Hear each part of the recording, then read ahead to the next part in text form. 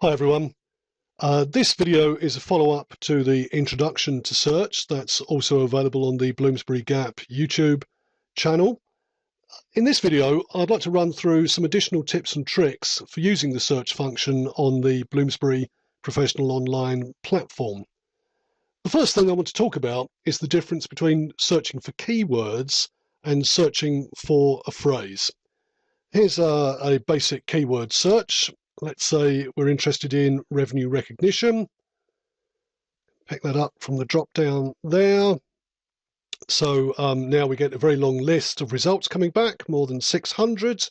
So I'm now going to scope those results to only show me hits coming from UK accounting standards.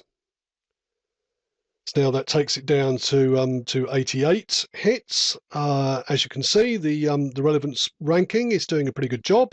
It's put everyone's favourite, application note G, up at the top of the pile there.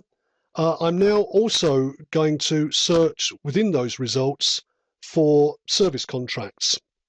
So if I type in service contract and fire that off, it drops it down to just 54 hits, and now we can see that App Note G has dropped down to number 2, and as we'd expect, we've got UITF Abstract 40 now at the top of the pile.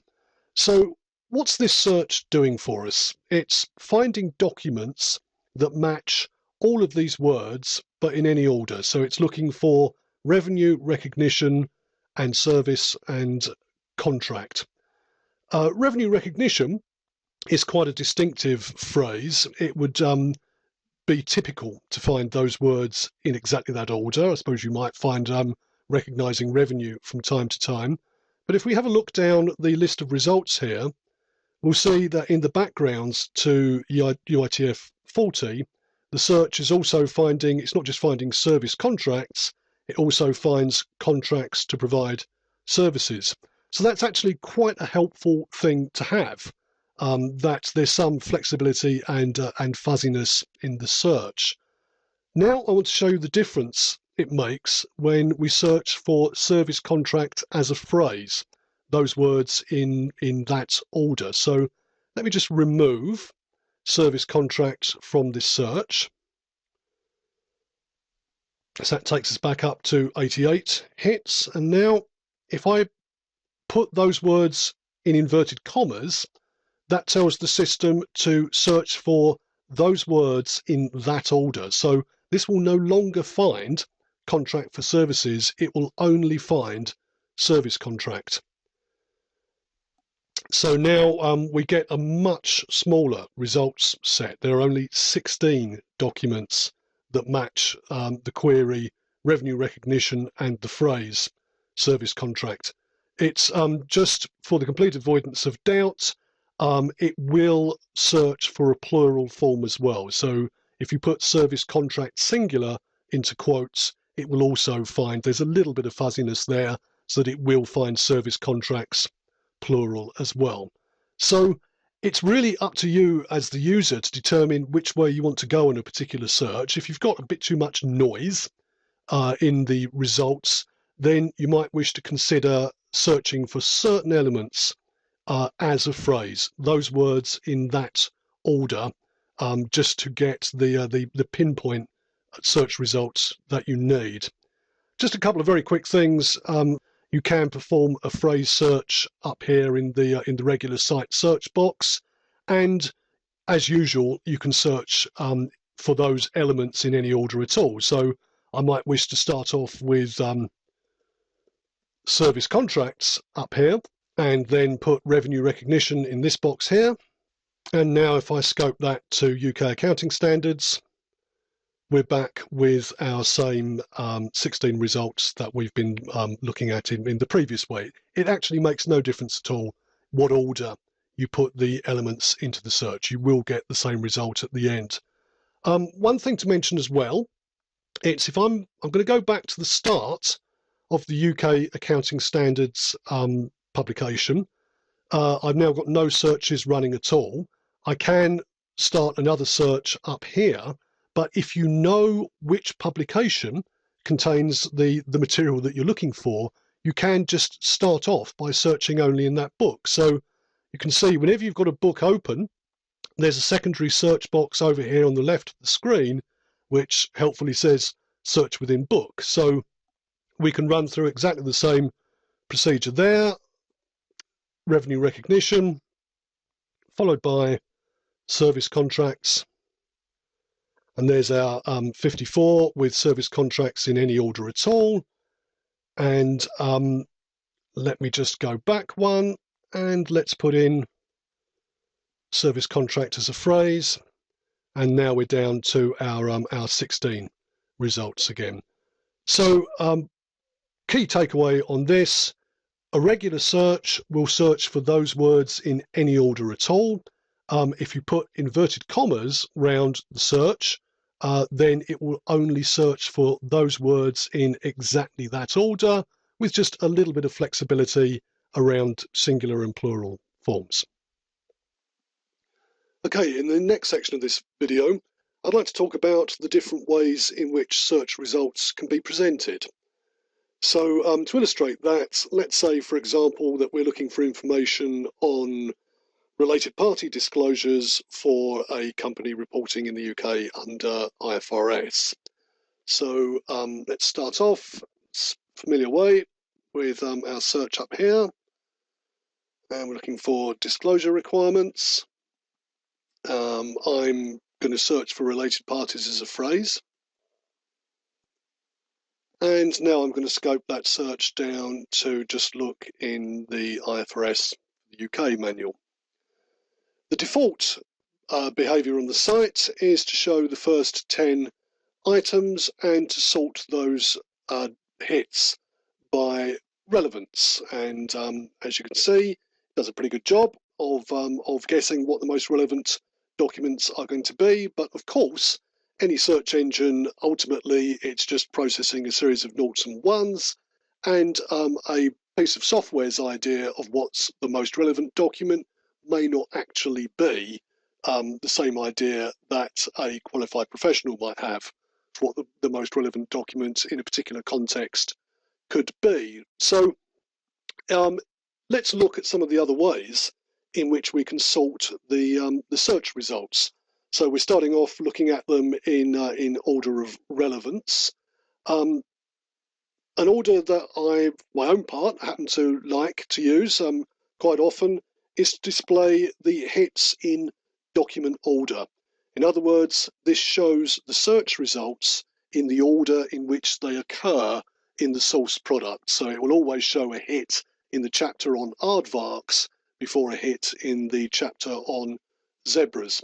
So this is useful because if there's some logic in the way that information is being presented in the source publication, it will respect that logic in the way that it's showing the search results. So as you can see, we're starting off with hits from chapter 1, then we move into chapter 2, chapter 4, and so on. So document order will show you the search results in whatever order they occur in the source publication, regardless of whether the first hit here is the most relevant or not. It's simply these are the order in which they come out of the box.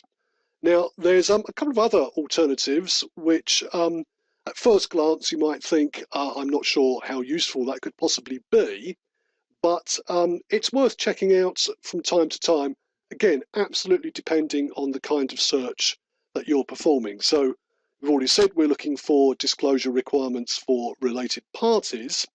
If I choose to show them in title order, so all this is doing is arranging the documents in as it suggests, the order of the title of the document. Why is that a useful thing to do? Well, if I scroll down a little bit, you can see that it's grouping all the documents about disclosure together. So if I just want to go straight to the coverage of disclosure in a particular chapter, showing the hits in document title order means that all the documents which are specifically about disclosure are all grouped in the same place in my search results list. And just to show it's coming from the other direction, let me just bump up the number of items per page here for a moment. Let's put it up to 50. And now if I go title Z to A, now we can see that if we're particularly interested in related parties, it's showing all the related party documents, regardless of where they're coming from in the source product, all together in the same place in the search results list. Note as well, just worth mentioning, that the system's clever enough not to treat chapter as the title of a document. It's picking up related party disclosures, and so it's grouped with the other documents which are specifically on related parties. Just while we're looking at this part of the search results screen, we've already seen what the items per page thing can do. It's pretty obvious, really. I think we're all familiar with it from various online sites, but something just to be aware of. Let me just perform quite a boneheaded search. Let's say fair value. So I immediately get nearly 2,000 hits coming back. If you stick with the default results of 10 items per page, you're going to get your results come back very quickly indeed. If you bump it up to 100, depending on the bandwidth available to you in your firm and the type of browser that you're using, you may notice that there's a delay. It's only going to be a second or two, but there may be a slight delay as the browser renders what is a very long list of results. Just to make the point as well, the older your browser, the harder it's going to have to work to render the list of results. I happen to be using Internet Explorer 10 here, so that makes a pretty good fist of rendering long XML lists pretty quickly.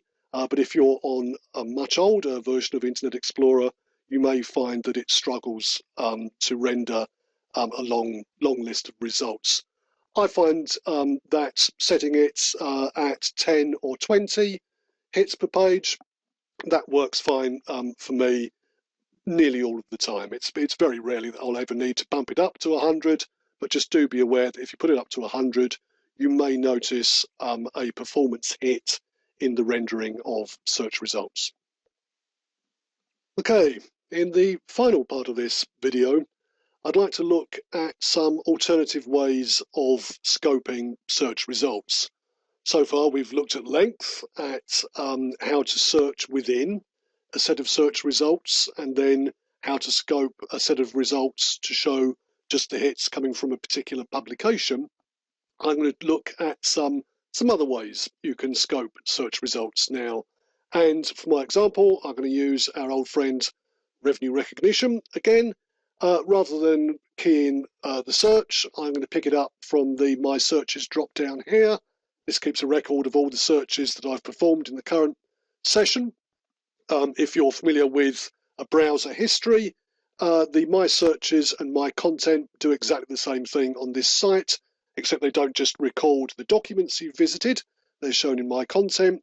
It also records all the searches you've performed. So let's just call up our vanilla revenue recognition search again. And what I'd like to do is scope these results so that I only see primary source materials, regulation and standards relating to UK GAAP for revenue recognition.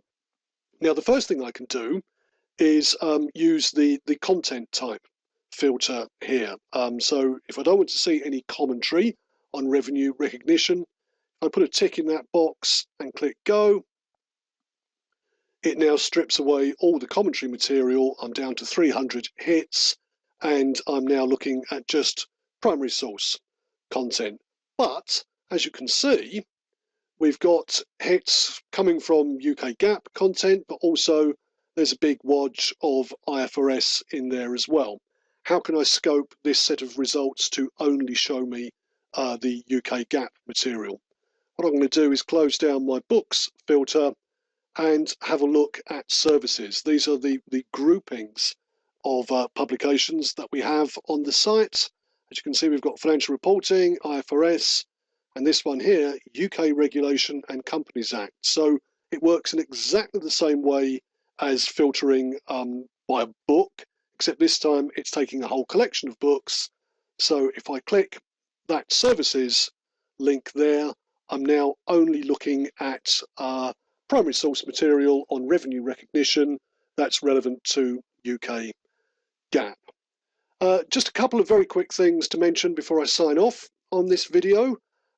We've talked about application note G quite a lot during the course of this session, and if that's a document that you're going to be looking at frequently, you might wish to add it to your browser bookmarks, and you do that in exactly the same way as you would on any other site. So however your browser records bookmarks, this is Internet Explorer, so let's just click that, add to favorites. I can change the title of it if I want. I'm going to leave it exactly as it is. Add that to my browser favorites, and now that's been written directly into my browser bookmarks or browser favorites list, so I can call that document up at any time that I like. There's one other thing I want to mention, and I promised some tips and tricks in this video. We've looked at some tips. I think this is absolutely a trick. If I go back to my set of search results, I can also bookmark a set of search results. So here's my UK GAAP materials on revenue recognition, exactly the same way as a document. I can also add that search to my browser favorites. Now this time I am going to have to give it a title. So I'm going to say UK GAAP Rev Rec results and click add. That's now been written to my my browser favorites list as well. Just to prove that pudding by eating it, let me go back to the home page, and now if I call up my browser favorites, there you can see my UK GAAP revenue recognition results. I click that link, bang, I go straight back in to my search results on revenue recognition. So that's the end of this video. I hope you've found it useful. Do look out for some more videos coming into the Bloomsbury GAAP channel on YouTube. We'll be covering how to personalize your view of the site and how to share documents with clients and colleagues in upcoming videos. Thanks ever so much for watching.